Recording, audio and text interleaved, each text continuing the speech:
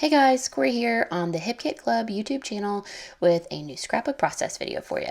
So today I'm actually going to create this whole page and it's all based on a frame that I'm making myself. It's kind of going to be like a dimensional frame around my photograph, and that is just pretty much going to be how I embellish the page. It's all going to be this frame. So to take it somewhat literally, I did use this frame that came out of the March 2020 hip kits. All I'm using are the March 2020 hip kits. And so I'm just going to start with that. And to just totally be literal, dimensional, I used foam adhesive to kind of pop it up off of my photograph. And then, then I'm just going from there. So, I am going to go through all of the different supplies because, like, at the beginning of this, I really didn't know how I was going to do this dimensional frame. I knew that's what I was going to do, but I didn't really know how I was going to work that. And then I was like, okay, well, let's start at the base, which is the cardstock. I knew I wasn't just going to leave it white, so I'm using some of the color kit. I tried to use, okay, so like I'd never tried it before, like had it dry. So the first it had dried and I was like, oh, I wonder if it reactivates with water. Yeah, no, it does not. So I guess it's more like acrylics than watercolors when it dries. This Nouveau paste stuff, the mousse, it reacts like watercolors when you put water on it, except for once it dries, it does not anymore. Then it's like, oh no, just kidding. I'm more like acrylics then, because it doesn't do anything. So had to get new stuff, but that's okay.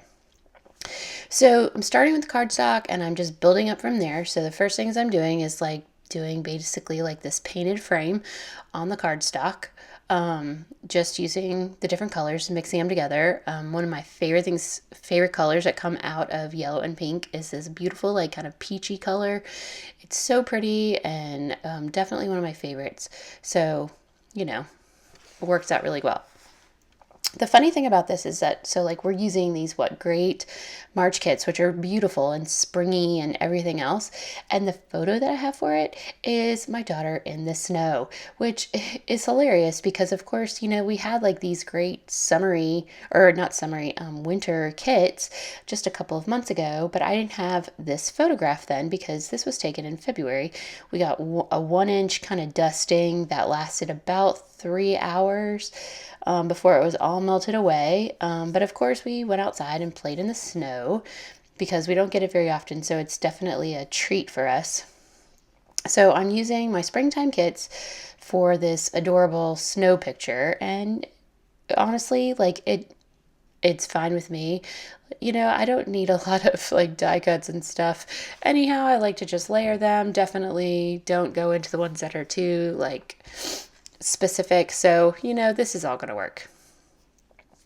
So I had thought that I was going to use the string, ended up not using it at all. I totally forgot that it was even sitting there. So that's how that is. And so what I'm doing is I'm just going to go through all of these different embellishments and pick out different ones that are going to work. For the colors in my photograph, as well as things that are going to work to kind of build up this frame that I've got going around my photograph.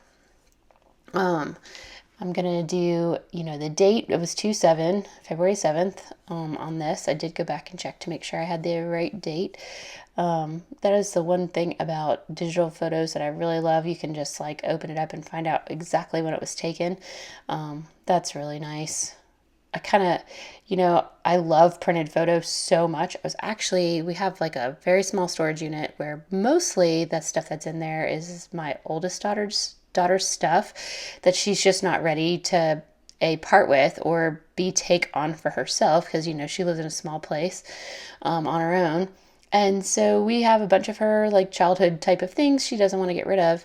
And so we were over there the other day because I needed to just pick up a clothing rack, and that's like on wheels or whatever. So we went over there. My 16-year-old and I went over there, and she was like, well, what's in here? And I wonder if any of this stuff is any good. Because, I was like, have you not been into this storage unit ever? I don't think she actually has.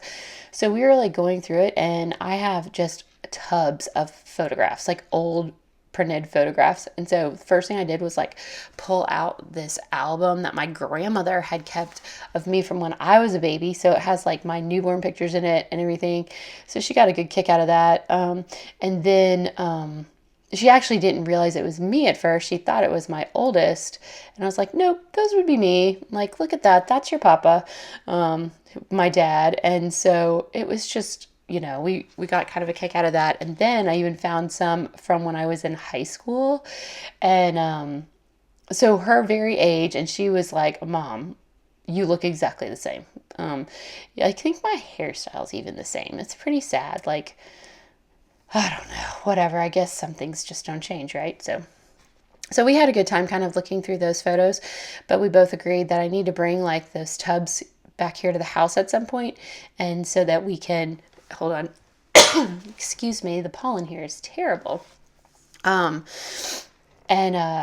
We decided we need to bring those tubs back to the house and kind of go through them and like kind of separate them into person. She was like, Mom, if you die, can I have all of the printed photos? And I was like, okay, let's not hope for my death anytime soon. And sure, because I doubt anyone else is going to want all of this mess. So I don't know what she's going to do with it except for get a couple laughs, but maybe we will, maybe just bringing it back here to the house and letting her go through all of it will be good enough. So but it would be kind of fun to bring those back and maybe go through them and like maybe scrapbook some of those. That could be kind of fun, but then again, maybe not. I don't know. We'll have to, I'll get back with you on that one. So, all right. So anyhow, back to this page. I'm just really going through it, picking different embellishments. And you can kind of see how what I'm doing is I'm framing out the photo with embellishments. So it's all going around. I think it's kind of fun, a little bit different. I had more trouble on the sides versus the top and the bottom, just making sure that it was all framed in and stuff, especially that right-hand side. I really like those little circles, but I did end up having to add added like a little banner piece there at the end. You'll see that in a sec, just because it needed something to come all the way down. I also had, after I painted the frame on the cardstock, I had actually taken it through my sewing machine too. And so it's actually stitched all around there too. Of course, you can't really see that on the video, and but it's okay. Like, it's there. So there's just more texture and things like that underneath when you see the page up close.